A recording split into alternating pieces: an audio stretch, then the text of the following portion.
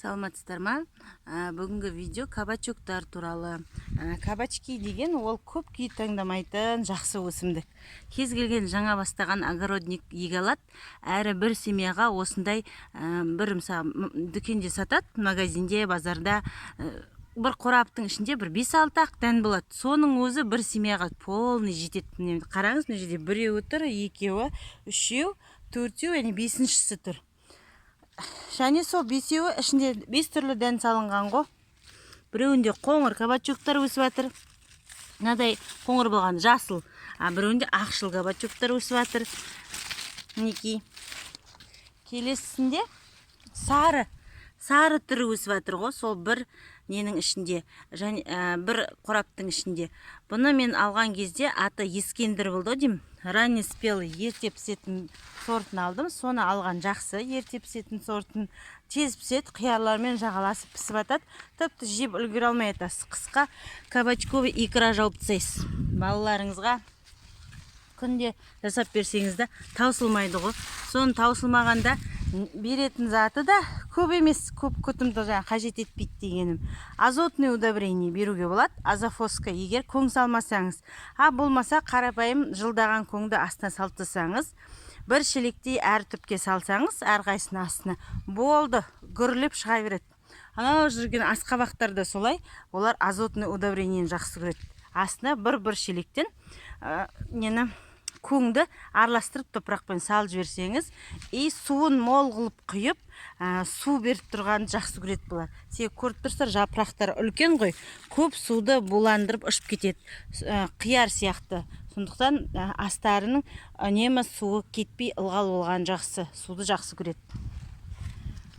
Сол тағы қандай секрет бар? Басқа құпиясы жоқ кабачки егудің. Содан кейін мынадай шыққан түйнектерді мен жеп үлгере алмай жатырмын ғой. Үлкен қылып көп қоймау керек. Жұлып алып жей беру керек. Сонда жаңадан мінекей жаңа түйнектер келе жатыр мына жерде. Қайтадан новыйдан жаңа түйнектер келіп шыға береді. Мінекей міне келе жатыр. Ана бұрынғыларды жеп үлгеріп отырыңыздар. Жемесеңіздер, икра жауып тастаңыздар. Көп сақталып, болып өсе бергеннен қатты пайда жоқ. Кейбіреулер алмай тұрады ғой, үлкен бол. Үлкен кабачок болады, бірақ мынаяқтағыларға орын босату керексіздер. Жаңадан қарап тұрсаңыздар, бірнешеуі қаптап келе жатыр. Шығайын деп. Сол, мына жерде де солай. Мыналарды мен қазір бәрін сыпырып үлкендерін аламын да, икра жасап тастаймын қысқа. Жаңадан новый түрлері келе жатыр үстіне. Мынанда да астында дағы біреу күтіп тұр. Болды, басқа секрет жоқ. Сол, ана көң салмағандарға азофоска, нитрофоска деген базарда удобрениелер бар. Азоты көп. Бұл кісілер азотты жақсы көреді. Осы қияр, сосын кабачок, асқабақ дегендер азотты жақсы көретін өсімдіктер.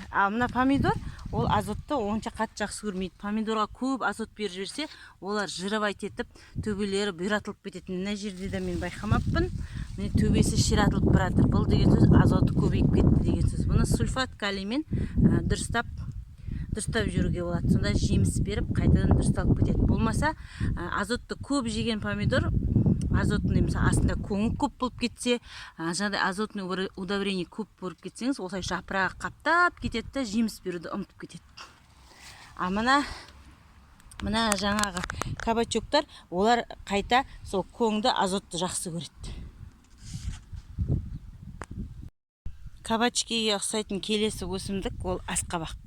Бұл да жаңадан бастаған огород бастап жатқан адамдарға ең оңай егілетін зат деп айтсам болады. Тек қана бір ғана құпиясы бар бұның. Ол гүлдерін кейде тозаңдандырып тұру керек. Себебі осылай еркек гүл, ұрғашы гүл деп гүл шығады. Мына гүл еркек гүл. Мынаның астында дөңгелегі жоқ.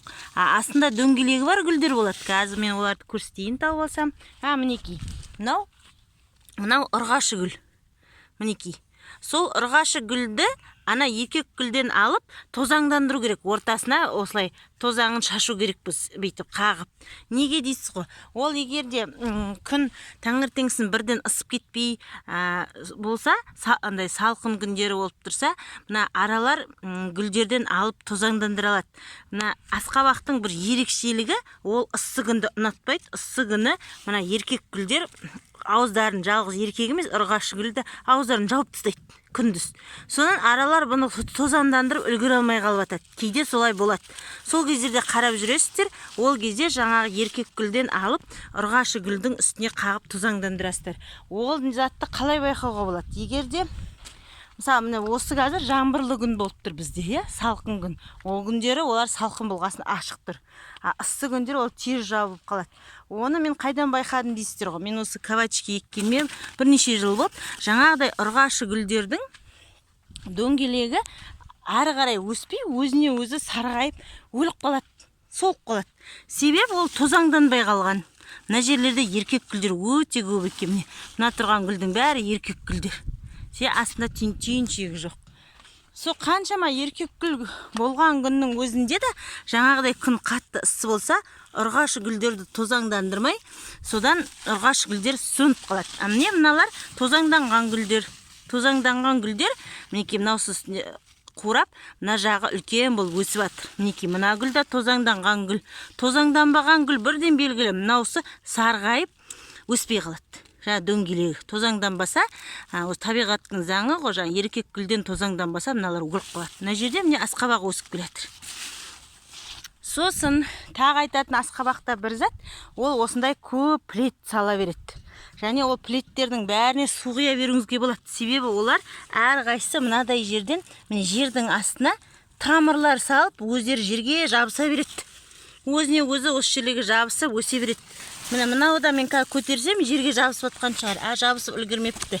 Осылай жабысып ілініп өсе береді. Сондықтан бәрі жеріне суарып қойған жақсы. Осындай жаңа көп салып жатқан бұтағы бар ғой, соны бір мына жерде ұйысып өсіп жатыр.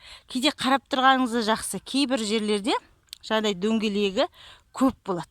Мындай бір ұзын бұтаққа бір 3 дөңгелек жарайды десе болар. Дәу, үлкен қазан сияқты асқабаққа айналады ғой. Сол үлкен болып өсу үшін, мына басынан бастап өсіп кеткен жаңа прищипка дейді ғой.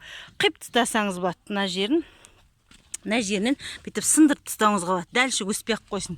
Мына ұзын бұтақтың ішіндегі жаңағы 3 дөңгелекті, 4 дөңгелекті өсіріп шықса болады. Оны маған әзір ертелеу, қарау, ертең кішкене өсе бастайды. Сол кезде мен санап, бұтақтарын қарап, 1-4-5 дөңгелек қалдырып, жоғары 3 жақтарын бәрін прищипка жасап, кесіп тастаймын.